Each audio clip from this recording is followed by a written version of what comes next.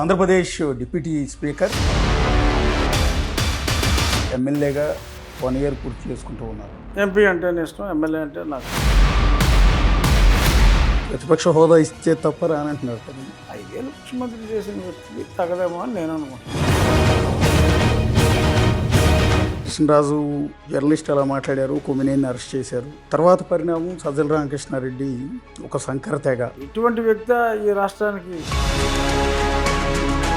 Super 6 అని హామీలు ఇచ్చి వచ్చారు.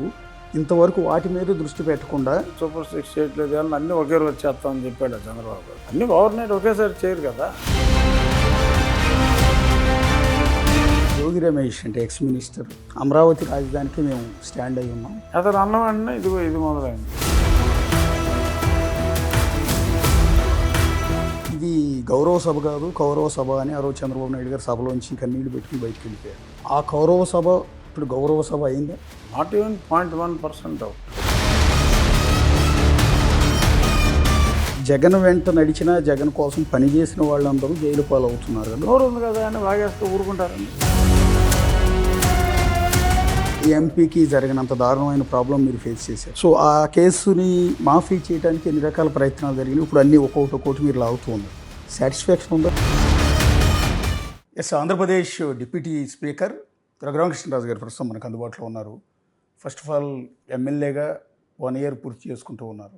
అంటే కూటమి ప్రభుత్వం ఏర్పడిన తర్వాత 1 ఇయర్ పూర్తిగా వస్తుంది. మీకు పర్టికులర్గా ఎమ్మెల్యేగా, ఇంతకుముందు ఎంపీగా చేస్తున్నారు కానీ ఎమ్మెల్యేగా ఏడాది పూర్తి చేసుకుంటున్నారు. ఎలా ఉంది ఎక్స్పీరియన్స్? అంటే అదొక డిఫరెంట్ ఎక్స్పీరియన్స్, ఇదొక డిఫరెంట్ ఎక్స్పీరియన్స్.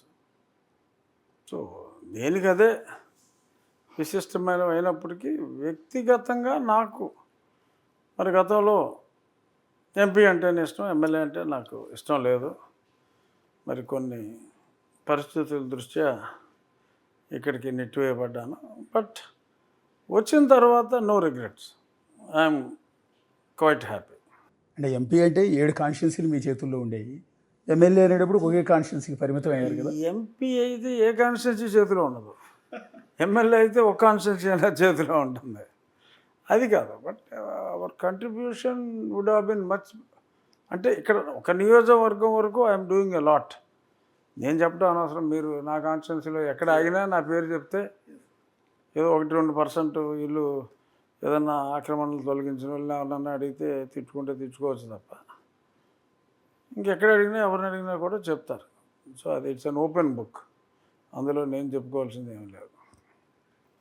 బట్ అక్కడేంటంటే పార్లమెంట్లో దేశానికి సంబంధించిన చట్టాలు, అంటే కొన్ని సెంట్రల్ గవర్నమెంట్ సంబంధించిన సబ్జెక్ట్స్లో అక్కడ చట్టాలు, రాష్ట్ర పరిధిలో ఉండే చట్టాలు కొన్ని ఉంటాయి రాజ్యాంగం ప్రకారం. ఇప్పుడు ఈ చట్టాల్లో భాగస్వాములు అవుతాం. గతంలో ఆ చట్టాలకి పరిధి కొంచెం ఎక్కువ, అందులో ఉండేవాళ్ళం. సో అంటే యాక్చువల్గా ఎంపీకి, ఎమ్మెల్యేకి బేసిక్ డ్యూటీ వచ్చి చట్టసభల్లో చట్టాలు చేయటంలో చురుగ్గా పాలు పంచుకోవటం. ఇప్పుడు ఎమ్మెల్యేలు చేసి చాలా పనులు ఎమ్మెల్యేలు చేయవలసింది కాదు. లోకల్ బాడీస్ ఉంటాయి,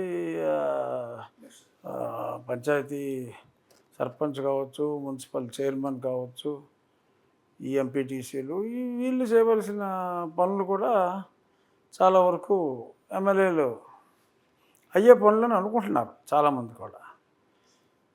దానికి తగ్గట్టు అసెంబ్లీ పరిదినాలు కూడా జరగవలసినట్టు జరగట్లా. మరి గతంలో 90 రోజులు జరిగి ఇప్పుడు మరీ స్టాండర్డ్స్. మరి వైఎస్ఆర్సీపీ ప్రభుత్వంలో అయితే సరే కరోనా వచ్చింది 2 సంవత్సరాలు కాదనలేం, అయినప్పటికీ కూడా 67 రోజులు జరిగింది 5 సంవత్సరాల్లో కలిపి. అది అట్టర్లీ లో. సో మేము నెంబర్ ఆఫ్ డేస్ పెంచాలి, మేము మా స్పీకర్ గారు, మా బాస్ కూడా అదే నిర్ణయంతో ఉన్నాం. ముఖ్యమంత్రి గారికి కూడా చెప్పాం. అసలు పార్లమెంట్లో కూడా గైడ్లైన్స్లో కూడా అది ఆల్ ఇండియా స్పీకర్స్ కాన్ఫరెన్స్లో కూడా అది మినిట్స్లో కూడా ఉంది. ఈ పెద్ద శాసన అంటే 60కి పైగా సభ్యులు ఉన్న దగ్గర మినిమం 60 days, ఆప్టిమలీ 90 days అని రాసుకున్నారు. బట్ జరగట్లా. సో చట్టసభల్లో మనం కీలక పాత్ర పోషించాలి, నియోజకవర్గ సమస్యలు చట్టసభలో చర్చించాలి. దానికి ఎక్కువ సమయం తీసుకోవాలి. అనుకున్నట్టుగా జరగట్లేదు, కానీ ఓకే, గతంలో కన్నా చాలా బెటర్గా సభలు జరుగుతున్నాయి. అంతవరకు సంతోషం. బేసిక్గా ఎమ్మెల్యేగా అసెంబ్లీలో అడుగుపెట్టారు. ఈ సంవత్సర కాలంలో జరిగిన మీ కెరీర్లో జరిగిన గొప్ప విషయం డిప్యూటీ స్పీకర్గా ఆ స్థానంలో కూర్చుని మీరు సభను నడపటం. ఇది మీరు ఆశించిన స్థాయిలో ఉందనుకుంటున్నారా? ఏమైనా డిసప్పాయింట్మెంట్ ఉందా? అంటే డిసప్పాయింట్మెంట్ అని చెప్పలేం, బట్ గతం గత. కానీ మీరు ఆ చైర్లో కూర్చుంటే మాజీ సీఎం జగన్మోహన్ రెడ్డి ఒకప్పుడు మిమ్మల్ని అనేక రకాలుగా మిమ్మల్ని ఇబ్బంది పెట్టిన ఆయన మీ ఎదురుగా ప్రతిపక్షం స్థానం కూడా లేదు కదా, అక్కడ కూర్చుని ఉన్నారు. ఎలా మీరు ఎక్స్పెక్ట్ చేశారు ఈ పరిస్థితి వస్తుంది అని?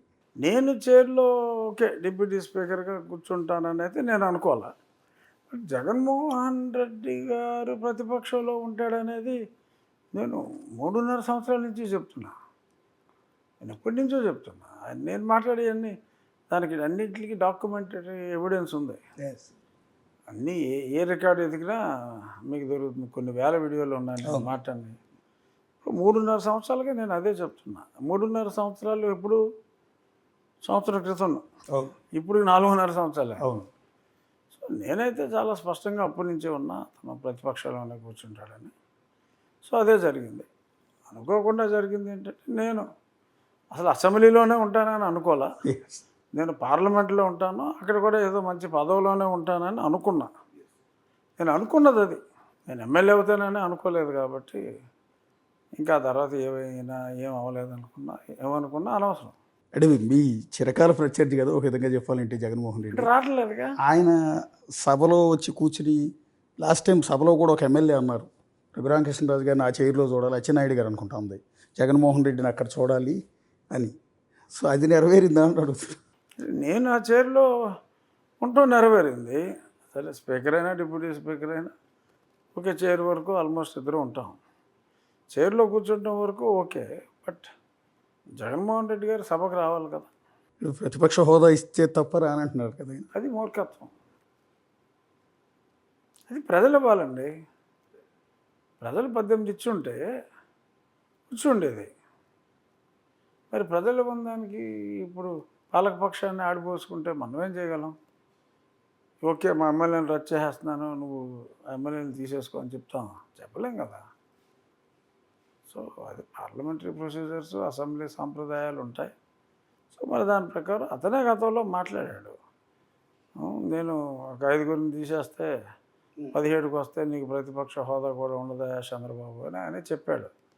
సో ఆయనకి అన్నీ తెలుసు జగన్మోహన్ రెడ్డి గారికి. మరి ఇప్పుడు అమాయకంగా మరి ఇలా అడగటం, మారాన్ చేయటం అనేది 5 ఏళ్ళు ముఖ్యమంత్రి చేసిన వ్యక్తికి తగదేమో అని నేను అనుకుంటున్నాను. అదేనా, లేకపోతే మిమ్మల్ని మీరు ఆ చైర్లో కూర్చుంటే ఇక్కడ మీకు సమాధానం చెప్పుకోవాల్సి వస్తుంది, మీరు మైక్ ఇస్తే తప్ప మాట్లాడేని పరిస్థితి ఉంటుందని ఏమన్నా? అసలు నాకు డిప్యూటీ స్పీకర్ ఎప్పుడు ఇచ్చారు? నాకేం ముందు ఇవ్వలేదు కదా. ఏదో 6 నెలల పోయి ఇచ్చారు నాకు. సో అతను ముందు నుంచి మంకుపట్టు మారం ముందు నుంచి చేస్తానే ఉన్నాడు కదా. నిన్న ఒక లేఖ రాశారు మీరు, వెరీ ఇంపార్టెంట్. అంటే రాజధాని అమరావతి వేసిన రాజధాని అని చేసిన కామెంట్స్ మీద. సరే, ఆయన కృష్ణరాజు జర్నలిస్ట్ అలా మాట్లాడారు, కొమ్మినేని అరెస్ట్ చేశారు.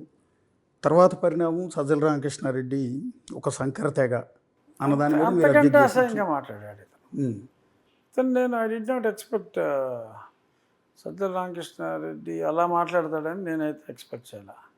మరి అతను ఎందుకు బ్యాలెన్స్ తప్పాడు అన్నది, మరి అతన్ని గట్టిగా మాట్లాడు రామకృష్ణ అన్న అని చెప్పి ఉన్న జగన్మోహన్ రెడ్డి గారు చెప్పి ఈ రామకృష్ణారెడ్డి గారితో మాట్లాడించాడేమో నాకు తెలియదు. బట్ స్వతహాగా మరి నాకు మంచి పరిచయమే ఉంది ఒకప్పుడు. బట్ అతను మరి ఇటువంటి వ్యక్తి ఈ రాష్ట్రానికి ముఖ్య సలహాదారుగా వ్యవహరించాడనేది చాలా సంభ్రమాశ్చర్యాలకు గురవ్వాలి. అంటే ఆ పదం అన్నది చాలా అసహ్యం. అంటే అలా మాట్లాడకూడదు. అంటే జగన్కి చెప్పే మాట్లాడి ఉంటారంటారా, లేకపోతే ఈయన వ్యక్తిగతంగానే కామెంట్ చేసి ఉండొచ్చా అని? అంటే జగన్ చెప్తేనే మాట్లాడాడండి. జగన్కి చెప్పి కాదు, జగన్ చెప్తేనే అతను మాట్లాడాడేమో అని నేను అనుకుంటున్నా. అంటే బేసిక్గా ఏ పొలిటికల్ పార్టీ అయినా సరే సస్టైన్ కావాలంటే లాంగ్ స్టాండ్లో ఆల్రెడీ మన 151 సీట్ల నుంచి 11 సీట్లకు పడిపోయిన ఆ పార్టీ మళ్ళీ నెక్స్ట్ ఎలక్షన్ పికప్ కావాలి అంటే ప్రజల ఆశీర్వాదం కావాలి కదా. సో ప్రజల్లో ఉన్న వ్యతిరేకతను పోగొట్టుకునే క్రమంలో అమరావతి రాజధాని ప్రాంతంలో ఉన్న కాన్స్టిట్యున్సీలో ఉన్న ప్రజలందరికీ కూడా వైఎస్ఆర్ కాంగ్రెస్ పార్టీ అంటే వ్యతిరేకత ఉంది. ఎందుకంటే రాజధానిని తీసుకెళ్ళిపోయి 3 రాజధానులు పెట్టారు. ఇలాంటి తరుణంలో వాళ్ళకి దగ్గర కావాల్సింది పోయి ఈ విధంగా వేసేల రాజధాని అని అనిపించడం కావచ్చు, సంకర్ జాతి అంటం కావచ్చు. ఇది భవిష్యత్తు పరిణామాలు ఎలా ఉండబోతున్నాయి? సరే, ముందు ఏదో సర్ది చెప్పుకున్నారు. అది ఎవడో వచ్చి పార్టీకి కృష్ణరాజుకి సంబంధం లేదు, ఎవడో వచ్చి ఏదో మాట్లాడాడు అన్నాడు అని అంటాం. ఓకే, అది సమర్థన కాకపోయినా ఓకే, ఏదో చెత్త సమాధానం చెప్పారు. మరి సజ్జల రామకృష్ణారెడ్డికి పార్టీకి సంబంధం లేదా? మరి శంకర జాతుల్లో వీళ్ళని చెప్పి ఎలా అంటాడు? పైగా అతను మాట్లాడింది అంటే చెప్పుతో కొడతారా, అసలు మీరు పిశాచాలా, రాక్షసుల ఫోటోల్ని చెప్పుతో కొడతారా అని మాట్లాడాడు. నా ఫోటోల్ని చెప్పులతో కొట్టాలని చెప్పి అప్పుడు 2020 ఏప్రిల్ మేలో మొత్తం నా పార్లమెంట్లోని 7 నియోజకవర్గాల్లో కూడా చెప్పుతో కొట్టించారు. చాలా అసహ్యంగా ట్రీట్ చేశారు. నా బొమ్మల్ని కాళ్ళతో తొక్కారు, నా దిష్టి బొమ్మలు తగలబెట్టారు. కానీ గడ్డి తక్కువైతే నేను కూడా ఇస్తాను లేరా, ఎన్ని దాలు పెడతారో దాలు పెట్టుకున్నాను నేను చెప్పినప్పుడు. మరి వాళ్ళు చేస్తే వాళ్ళు దైవాంశ సంబూతులు, ఇంకెవరన్నా చేస్తే వాళ్ళు పిశాచాలు రాక్షసులు అని మాట్లాడటం. మరి ఐ థింక్ కొంచెం మతి, ఈ జరుగుతున్న పరిణామాలు, వాళ్ళు అన్ని తక్కువ సీట్లు రావటం, ఏదన్నా షాక్ తిని ఏదన్నా డిప్రెషన్కి లోనయ్యారా అనే అనుమానం అయితే వస్తుంది. అంటే పొలిటికల్ మేనేజ్మెంట్లో ఒక పార్టీని నడిపేటప్పుడు ఇందాక నేను చెప్పిన ప్రజల ఆశీర్వాదం చాలా ఇంపార్టెంట్. వాళ్ళు మీరు అధికారంలోకి వచ్చినా లేకపోతే వాళ్ళు ఓడిపోయినా ఇదంతా కూడా ప్రజలే కదా. అలాంటి ప్రజలకు చేరువు కావాల్సింది పోయి ఇలాంటి ప్రజల్ని పట్టుకుని ఈ రకంగా వేసిలని తిట్టడం ద్వారా అంటే పొలిటికల్ మేనేజ్మెంట్ క్రైసిస్ ఏమైనా ఉందో ఆ పార్టీలో? మీరు ఆ పార్టీలో కూడా పనిచేసి వచ్చారు. ఇలాంటి క్లిష్ట పరిస్థితుల్లో సస్టైనబిలిటీ కోసం లేకపోతే పార్టీని ఆ రిస్క్లోంచి బయటపడేయడానికి కోర్ టీం సమావేశమై ఏం చేయాలి డ్యామేజ్ కంట్రోల్కి, దీన్ని ఎట్లా ప్రజల్లో ఆగ్రహం లేకుండా చూసుకోవాలన్నది ఒక ప్లానింగ్ అనేది ఉంటుంది ఏ పార్టీ అయినా. ఇప్పుడు ఏదో అంటారు, ఇప్పుడు మొన్న వాళ్ళతో మాట్లాడించి పేడలో కాలేశారు. సజ్జల రామకృష్ణారెడ్డి మళ్ళీ అది పేడ కాదా అని వాసన చూసుకున్నట్టు ఇతని బిహేవియర్ ఉంది. మరి ఏం చేస్తాం? అదే పొలిటికల్ ఆ కోర్ టీం భేటీ అవ్వడం కానీ డ్యామేజ్ కంట్రోల్ చేసుకునే ప్రయత్నాలు ఎక్కడా మీకు కనిపించట్లేదు కదా. వాళ్ళు ఏం చేసుకున్నా నాకు అనవసరం అనుకోండి. అది వాళ్ళు ఏం చేసుకుంటారో వాళ్ళు ఏదైనా చేసుకోండి, కానీ ఇలాగా ఒక ప్రాంతంలో ఉన్నవారిని వాళ్ళకున్న ఆ ప్రాంతం మీద ఉన్న ద్వేషాన్ని అక్కడ ఉన్న వాళ్ళందరూ శంకర జాతుల్లోని, అక్కడ ఉన్న వాళ్ళందరూ వేశ్యలని ఇలా మాట్లాడటం అనేది సభ్య సమాజం వాళ్ళని మన్నించదు. ఇంకా అంటే ఈ ఎఫెక్ట్ రాబోయే ఎలక్షన్స్లో క్లియర్గా కనిపించే అవకాశం ఉంటుందా? అంతదాకా ఆలోచన అనవసరం ఉండదు. నెక్స్ట్ ఎలక్షను అది కాదు అసలు. అలా మాట్లాడిన దాన్ని అంత ఈజీగా ప్రజలు మర్చిపోరు అంటున్నా. అంటే మీ పార్టీలో వైఎస్ భారతి గారిని అంటే జగన్ గారి సతీమణిని ఉద్దేశించి మీ పార్టీ కార్యకర్త ఒక అతను అభ్యంతరకరమైన వ్యాఖ్యలు చేశాడు. చాలా అభ్యంతరకరమైన, ఆవిడ పుట్టిన పిల్లల గురించి, అవినాష్ రెడ్డి గురించి ఇట్లా చాలా దారుణంగా మాట్లాడిన కొన్ని గంటల్లోని మీరు ఇమీడియట్గా డ్యామేజ్ కంట్రోల్ కింద ఇమీడియట్గా ఒప్పుకోవటం, అంటే ఇమీడియట్గా అరెస్ట్ చేయడం, ఇప్పటికి కూడా జైల్లోనే చేశారు. సో ఇదే పరిస్థితి ఆ పార్టీలో ఎందుకు ఉండట్లేదు సార్? అంటే మీరు ఇమీడియట్గా రెస్పాండ్ అయినట్టుగా ఈ పార్టీలో చంద్రబాబు నాయుడు గారికి డిసిప్లిన్, మరి ఆ పార్టీలో అలా తయారయ్యారు.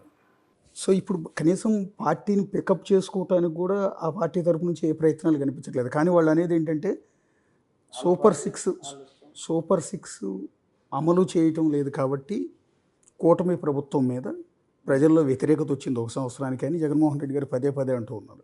అదే జగన్మోహన్ రెడ్డి గారి ఉద్దేశం ఏంటంటే కొమ్మినేని శ్రీనివాసరావుని డబ్బులు ఇచ్చి మేనేజ్ చేసి, నిత్యం సాక్షిలో కనపడే కృష్ణరాజుని మేనేజ్ చేసి, ఆ మాటలు అనిపించి సజ్జల రామకృష్ణారెడ్డికి కూడా డబ్బులు ఇచ్చి చంద్రబాబు నాయుడు గారు ఈ మాటలు అనిపించారనేది జగన్మోహన్ రెడ్డి ఆరోపణ. అంతే కదా. మరి వాళ్ళ మనుషులను అతను జాగ్రత్తగా చూసుకోవాలి అయితే. అంటే బేసిక్గా ఆయన అంటున్నది ఏంటంటే సూపర్ 6 అని హామీలు ఇచ్చి వచ్చారు. ఇంతవరకు వాటి మీద దృష్టి పెట్టకుండా అదే ఎంతసేపు దానికి వీళ్ళు మాట్లాడిన వాచాలతకి సంబంధం ఏంటి? సరే అక్కడ చెప్పింది చేస్తున్నారు. జగన్మోహన్ రెడ్డి కూడా అన్నీ ఒకసారి చేయలేదు. ఇప్పుడు ఇంకొక 5-6 రోజుల్లో ఈ నెల 15 లోపు 17 లోపు తల్లికి వందనం ఇస్తామంటున్నారు. ఆగస్టు 15 నుంచి బస్సులు ఆడవాళ్ళకి ఉచితంగా బస్సులు అంటున్నారు. ఉన్నాయి. అన్నీ ఓవర్నైట్ ఒకేసారి చేయరు కదా, అన్నీ చేసుకొస్తున్నారు. జగన్మోహన్ రెడ్డి అయినా ఇప్పుడు అలాగే చేశాడు ఆయన.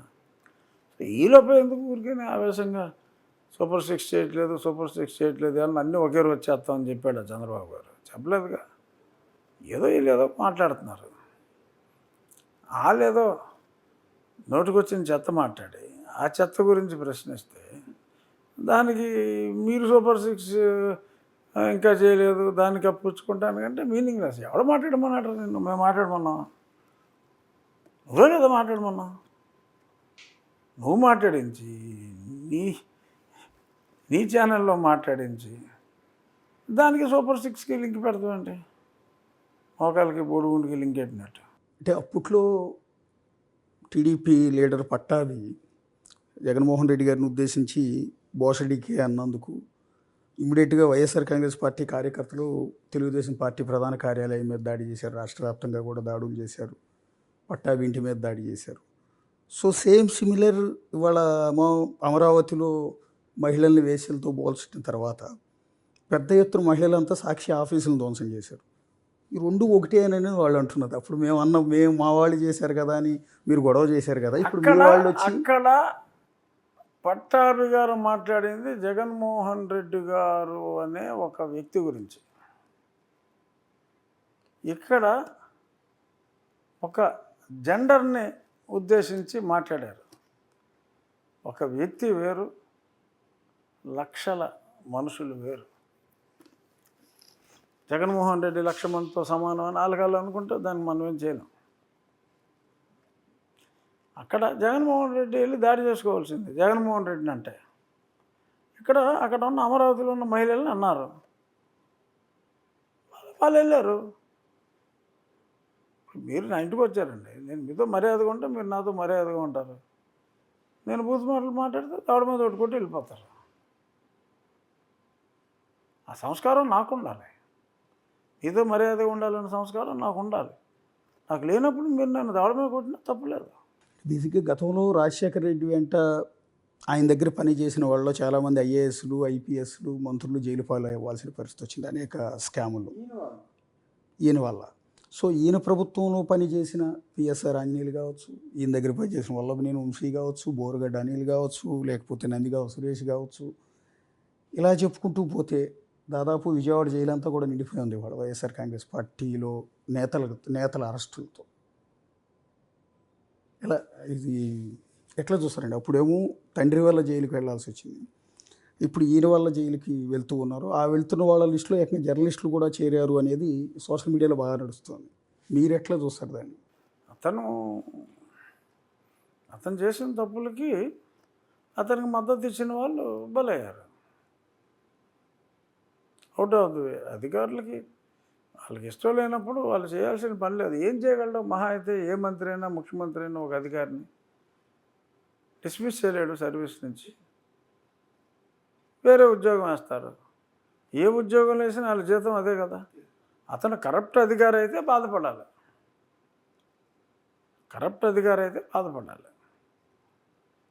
సో కరప్షన్ చేయాలి అనుకుంటే మంచి పోస్ట్ పట్టి అడుగులకు మడుగులు వస్తాయి. దీన్ని బట్టి అర్థమైంది ఏంటి? వాళ్ళు ధనార్జన కోసం ఈయన అడుగులకు మడుగులు వస్తారు, శిక్ష అనుభవించారు, వారు అనుభవిస్తారు. అలా అంటే ఇప్పుడు కొమ్మినేని శ్రీనివాసరావు లాంటి ఒక సీనియర్ జర్నలిస్ట్ కూడా జైలుకి వెళ్ళాల్సిన పరిస్థితి వచ్చింది కదా. సీనియర్ అయ్యాడండి వయసు రీత్యా. ఇప్పుడు చెట్టుకు కూడా ఏజ్ ఉంటుంది, రాయికి కూడా వయసు అంతా కూడా చెప్తున్నారు కదా ఆంథ్రోపాలజిస్టులు. ఏ రాయి ఏ శిలాజం వయసు అంతా కూడా చెప్తున్నారు కదా. సో వయసు అనేది ప్రతి వాళ్ళకి ఉంటుంది. ఆ ఎక్కువ వయసు ఉన్న రాయని సీనియర్ రాయి అని మీరు అనుకోవచ్చు. సో అలాగే అతను కూడా సీనియర్ జర్నలిస్టే. వయసు రీత్యా అతను సీనియర్ జర్నలిస్టే. వ్యవహార రీత్యా జర్నలిస్టే కాదు. ఇది నేను అడిగింది ఏంటంటే, జగన్ వెంట నడిచినా జగన్ కోసం పనిచేసిన వాళ్ళందరూ జైలు పాలవుతున్నారు కదా. ఇప్పుడు కొమ్మినేని కూడా అదే క్రమంలో జైలుకి వెళ్ళాడు అనుకుంటున్నారా? అంటే గతంలో కాదు కదా, ఇప్పుడు మొన్న జరిగిన సంఘటన అది ఎంతోమందిని మానసికంగా కలిచివేసింది కాబట్టి ఒక బాధ్యతాయుతమైన ఒక పదవిని చేశాడు గతంలో. ఇప్పుడు కూడా ఒక జర్నలిస్ట్, సీనియర్ జర్నలిస్ట్ మీరు అన్నట్టు ఒక ఛానల్లో ఒక షో కండక్ట్ చేస్తున్నప్పుడు అలా ఛానల్ని డ్యామేజ్ చేయకూడదు. ఇతని వల్లనే కదా, పోనీ అసలు సాక్షికి సంబంధం లేదు, బట్ ఇటువంటి వాడిని మరి ఆ పదవిలో నియమించే కదా మరి సాక్షుడు ఇప్పుడు ఆల్మోస్ట్ ఎంత తలనొప్పులు తల వంపులు తెచ్చుకున్నాడు. అది జరగకుండా ఉండాల్సింది. అంటే బేసిక్గా వైఎస్ఆర్ కాంగ్రెస్ పార్టీ అధికారంలో ఉన్నప్పుడు మీలాంటి వాళ్ళని కూడా ఏకంగా ఎంపీ స్థాయిలో ఉన్న వ్యక్తులను కూడా తప్పుడు కేసులు పెట్టించి పోలీస్ స్టేషన్ చుట్టూ తిప్పి దాడి చేయించడం, మిమ్మల్ని చంపించే ప్రయత్నం కూడా చేశారు. మీలాగా చెప్తే చాలామంది లీడర్ని, అంతకుముందు చంద్రబాబు నాయుడు గారి దగ్గర పనిచేసిన చాలామందిని అరెస్టులు చేయటం, ఈ ప్రభావంతోనే ప్రజల్లో వ్యతిరేకత వచ్చింది. అందుకనే 151 సీట్ల నుంచి 11 సీట్లకు పడిపోయారు అనేది ఇప్పుడు వరకు జరుగుతున్న, ఎవరు అవునన్నా కాదన్నా అది యాక్సెప్ట్ చేసేది. కానీ మీ ప్రభుత్వం ఏర్పడిన తర్వాత కూడా అదే రకంగా అరెస్టులు కొనసాగుతున్నాయి కదా. ఇది రేపొద్దున ఎలక్షన్లో రిఫ్లెక్ట్ కాదా నెగిటివిటీ? అన్యాయంగా కేసులు ఎవరి మీద పెట్టారో ఒక ఎగ్జాంపుల్ చెప్పండి. ఫస్ట్ బుర్రగడ్డ అనిల్ ఆడేం మాట్లాడాడు, ఎలా మాట్లాడాడు ఇప్పుడు విన్నారా మీరు? అప్పుడే ఆ ప్రభుత్వంలోనే చర్యలు తీసుకోవాలి. ఆ పనికి మన వాళ్ళు చర్య తీసుకోలేదు, ఇప్పుడు చర్య తీసుకున్నారు. పవన్ కళ్యాణ్ గారిని ఎంత మాట్లాడినా అండి, జగన్మోహన్ రెడ్డి చెప్తే జుట్టు పట్టి ఈడ్చుకొస్తాను అని అన్నాడు. నన్ను చాలా మాట్లాడినాడు. చాలా ఎవరు పడితే వాళ్ళని ఇష్టం వచ్చినట్టు మాట్లాడాడు. నోరు ఉంది కదా అని వాగేస్తే ఊరుకుంటారండి? అలా ఊరుకుంటే ఏమంటారు ఈ ప్రభుత్వాన్ని? చేతకాని ప్రభుత్వం, సిగ్గులేని ప్రభుత్వం, దద్దమ్మ ప్రభుత్వం అంటారు. మళ్ళీ మీరే యాక్షన్ తీసుకుంటే జగన్మోహన్ రెడ్డి తీసుకుంటే, జగన్మోహన్ రెడ్డి ఎవరిని? అమాయకుల్ని, అభాగ్యుల్ని, రంగనాయకమ్మ గారు లాంటి వాళ్ళని, డాక్టర్ సుధాకర్ లాంటి వాళ్ళని హింసించాడు. ఎందుకంటే అతను ప్రశ్నిస్తేనే కుదరదు. అరే ఇంత దారుణంగా దూషించి అమ్మ ఆలి అంటూ తిట్టి, నీ కుటుంబాన్ని నానా దుర్భాషలో ఆడి, నీ ఇంట్లో స్త్రీలని అచ్చేస్తా, ఇచ్చేస్తా, రేప్ చేస్తా అని ఇలా ఇష్టం వచ్చినట్టు వాడు మాట్లాడితే ఆడికి యాక్చువల్గా ఉరి శిక్ష విధించాలి. ఆడు మాట్లాడిన దానికి యాక్చువల్గా ఆడికి చేసింది చాలా తక్కువ. దాన్ని కూడా మీలాంటి జర్నలిస్టులు ప్రశ్నిస్తే సీనియర్ జూనియర్ మరి నాకు తెలియదు, కానీ ఇంకా నేను అంటున్నాను ఏ అంశం అయితే ఆ ప్రశ్న తప్పు అంటున్నా. వాళ్ళు మాట్లాడింది వేరు, వాళ్ళ చేతలు వేరు, వాళ్ళు చేసిన దానికి వాళ్ళు దరిద్రులు అయ్యారు. వాళ్ళు మాట్లాడిన మాటలకి చేత కాకుండా కూర్చుంటే వీళ్ళు అసమర్థులు అవుతారు. ఒక చెత్త ప్రభుత్వాన్ని దించాలనుకున్నారు, దించారు. ఏమీ చేయకుండా కూర్చుంటే ఈ అసమర్థ ప్రభుత్వం మనకు అనవసరం, చెత్త బెటర్ అనుకోని కూడా అనుకోవచ్చు. అసమర్థత కూడా మంచిది కాదు. అందుకని అసమర్థంగా లేకుండా సమర్థమైన పాలన బాబు గారు అందిస్తున్నాడు. దాన్ని బాధపడతారా? అంటే నేను అంటుంది ఏంటంటే, ఇప్పుడు పర్టికులర్గా కొంతమంది విషయాల్లో ఎవరో పెద్దగా ఉపేక్షించరండి. పర్టికులర్గా ఇప్పుడు మీ మీద ఆ రోజు దాడి చేసిన పివి సునీల్ మీద కేసు పెట్టించారు, లేదా తులసి లాంటి వాడిని అరెస్ట్ చేశారు, ఈ రోజుకి జైల్లోనే ఉన్నట్టున్నారు. పాపం పండింది అనుకుంటున్నారు. ఇట్లాంటి తప్పు కదా. ఒక ఎంపీని ఇంత దారుణంగా తీసుకెళ్ళి హింసించడం భారతదేశ చరిత్రలో ఏ ఎంపీకి జరిగిన అత్యంత దారుణమైన ప్రాబ్లం మీరు ఫేస్ చేశారు కాబట్టి ఆ విషయంలో సింపతి లేదు. కానీ వరుస పెట్టి కొంతమంది నేతల్ని వల్లభనేని వంశీని అరెస్ట్ చేశారు. ఎన్ని మాటలు మాట్లాడాడు? ముఖ్యమంత్రి గారి సతీమణి గురించి ఏమన్నాడు? అంతకంటే పెద్ద మాట ఎవరైనా మాట్లాడగలరా? అంతకంటే పెద్ద మాట ఎవరైనా మాట్లాడగలరా? అంటే ఈ అరెస్టులన్నీ కూడా వాళ్ళకి సింపతి కింద కన్వర్ట్ అవుతాయేమో అని నేను అంటున్నదండి. అయ్యే అవకాశం ఉంటుంది. అంటే ఇప్పుడు ప్రజలు అంత దారుణంగా మాట్లాడిన వ్యక్తులను కూడా మన్నించే అంత మంచితనం మరి ప్రజలకు ఉంటే మనం ఏం చేయలేం. అంటే దేని అనేది ఎవడో వెళ్ళా అంట కోర్టుకి, ఏంటి సరే శిక్ష విధించే ముందు ఏంటి నీకు ఏం కావాలో కోరుకో అంటే నేను తండ్రి లేని పిల్లవాడిని అండి, తండ్రి లేని పిల్లవాడిగా నన్ను మన్నించి మీరు నన్ను వదిలేయండి అన్నా అంట. ఆ జడ్జి కన్ఫ్యూజ్ ఎందుకు ఏంట్రా బాబు వీడు అభియోగం ఏంటని అడిగాడంట. మళ్ళీ తండ్రిని చంపి జైలుకి వచ్చాడంట, కోర్టుకు వచ్చాడంట. ఇప్పుడు నేను తండ్రి లేని వాడిని నన్ను మన్నించమని అడుగుతున్నా అంట. అలాగా మరి ఇతను అన్ని మాటలు మాట్లాడిన తర్వాత ఆయన ఏడ్చుకుంటూ సభ నుంచి బయటికి వెళ్ళిపోయి ఖాళీ కూర్చుంటారా? దానికి సింపతి వచ్చేస్తుందా? వస్తే మంచిదే బా, అతనికి మంచిదే, వంశీకి. వంశీ నాకు బాగా తెలుసు, కానీ అలాంటి మాటలు మాట్లాడడం కరెక్ట్ కాదు. పర్సనల్గా డెఫినెట్గా నాకు తెలిసి జగన్మోహన్ రెడ్డి మాట్లాడమంటేనే వంశీ మాట్లాడాడు. బట్ ఇతను మనుగడ కోసం అలాంటి మాటలు మాట్లాడమన్నా మాట్లాడటం తప్పు. దాంట్లో చిత్రహింసలు పెట్టారు. అంత అసభ్యంగా నేను ఎప్పుడైనా జగన్మోహన్ రెడ్డి గారి గురించి ఇప్పుడు కూడా ఇందాక నుంచి ఇంటర్వ్యూ మొదలుపెట్టినప్పుడే నేను జగన్మోహన్ రెడ్డి గారు అనే మాట్లాడుతున్నాను కదా. అది మీ సంస్కారం, నేను అనొచ్చు, అనట్లేదు కదా, అది మీ సంస్కారం. సో అలాగ మాట్లాడటం అనేది మనకి, మనం చదువుకున్నాం. వంశీ కూడా మాస్టర్స్ ఇన్ వెటర్నరీ సైన్సెస్, అతనేమి నిరక్షరాస్యుడు కాదు. మరి అలా ఎవరో మాట్లాడమన్నారని మాట్లాడతాం, ఆర్ స్వయంగా మాట్లాడినా కూడా అది తప్పు. కొన్ని క్షమించగలిగిన తప్పులు ఉంటాయి, తెలియక చేసే తప్పులు ఉంటాయి.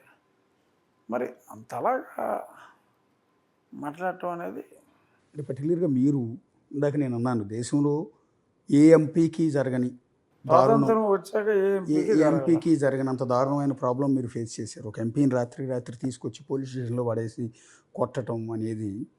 సో ఆ కేసుని మాఫీ చేయడానికి ఎన్ని రకాల ప్రయత్నాలు జరిగినాయి. ఇప్పుడు అన్నీ ఒక్కొక్కటి మీరు లాగుతూ ఉన్నారు.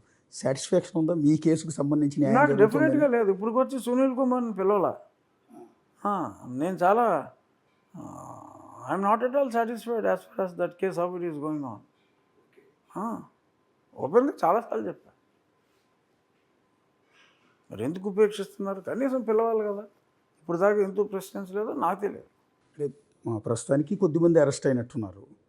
ఆయన డిఎస్పీ ఒకరు అరెస్ట్ అయ్యారు, తర్వాత తులసి అనేవాడు అరెస్ట్ అయ్యాడు. అంతే.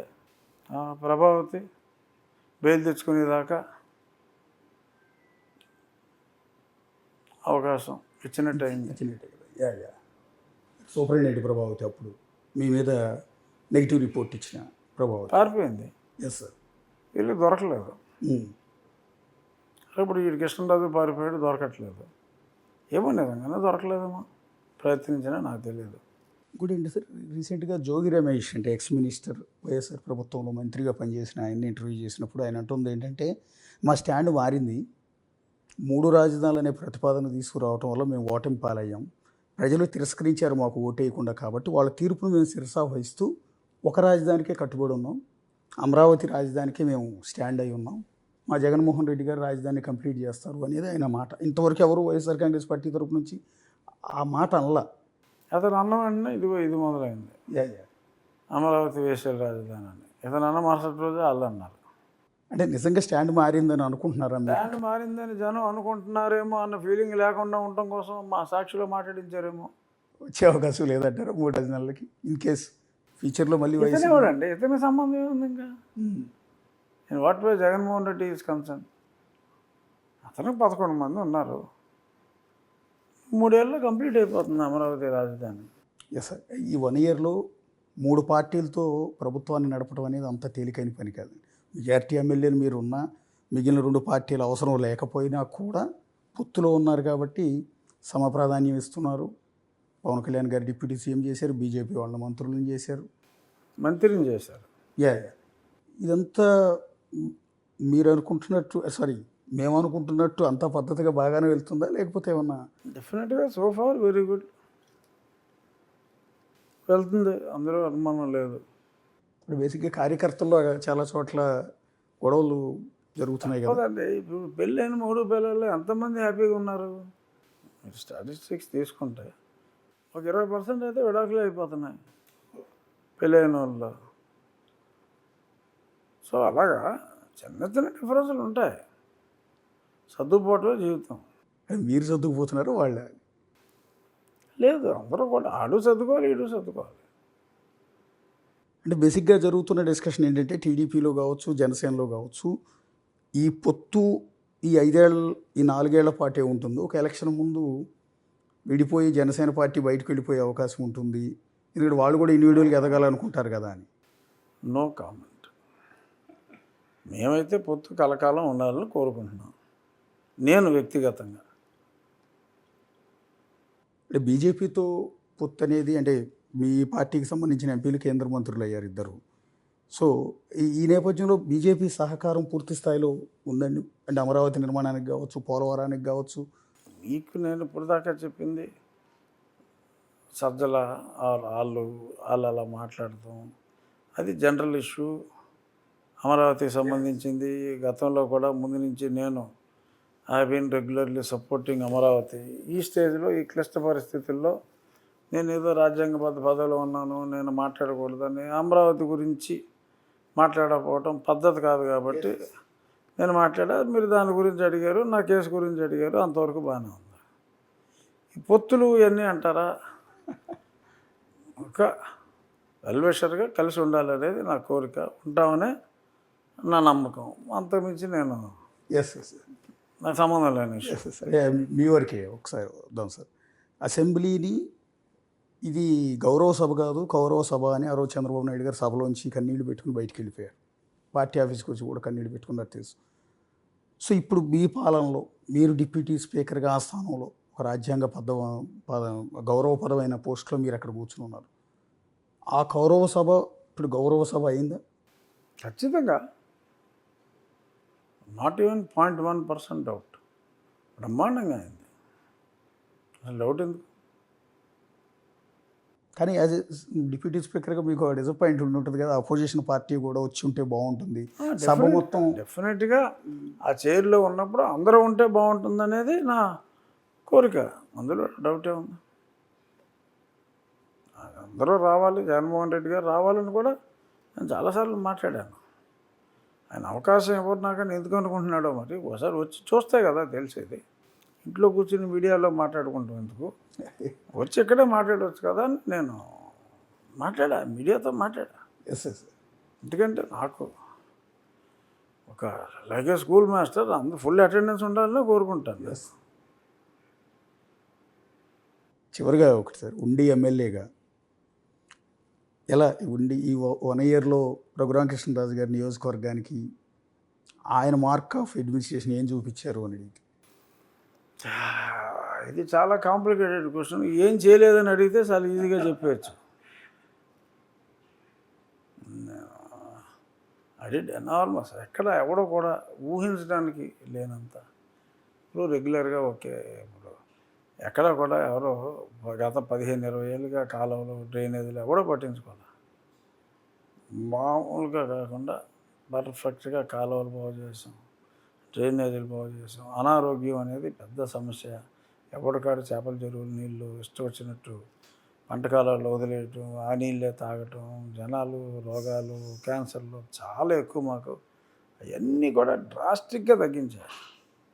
మరి ఒక ఏరియాలో ప్రతి సంవత్సరం ఒక టైంలో డెంగ్యూ వచ్చేది. నేను కాలువల ప్రక్షాళన మొదలుపెట్టాక కొన్ని ఏరియాలో అసలు కేసులే లేవు.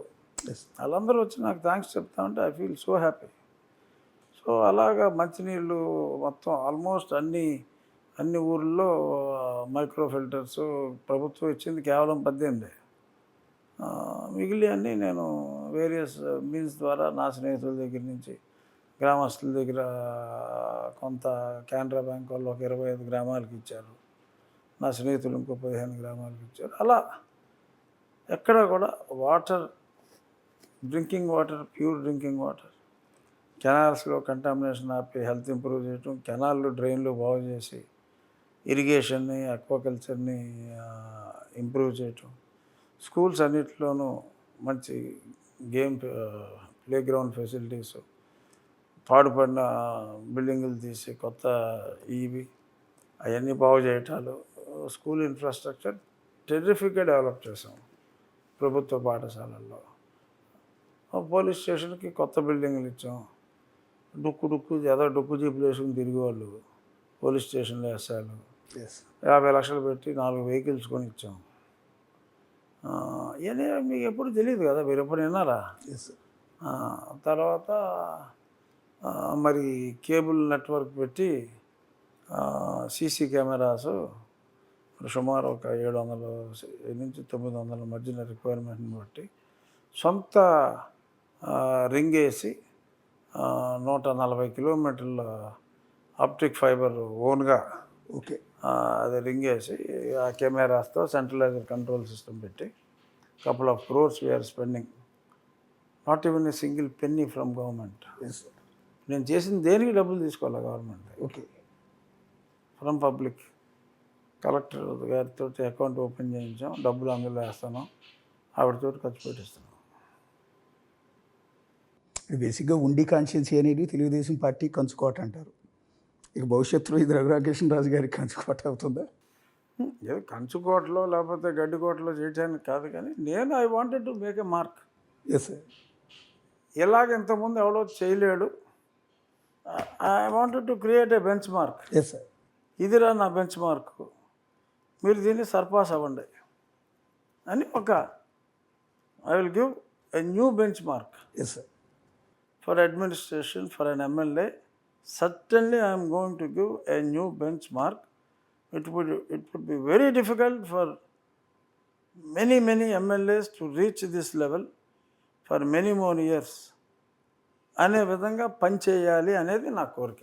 Yes ya thank you sir. Thank you. Ya అది డిప్యూటీ స్పీకర్ రఘురామకృష్ణరాజు గారితో బిగ్ ఇంటర్వ్యూ చూస్తూనే ఉండండి బిగ్ టీవీ.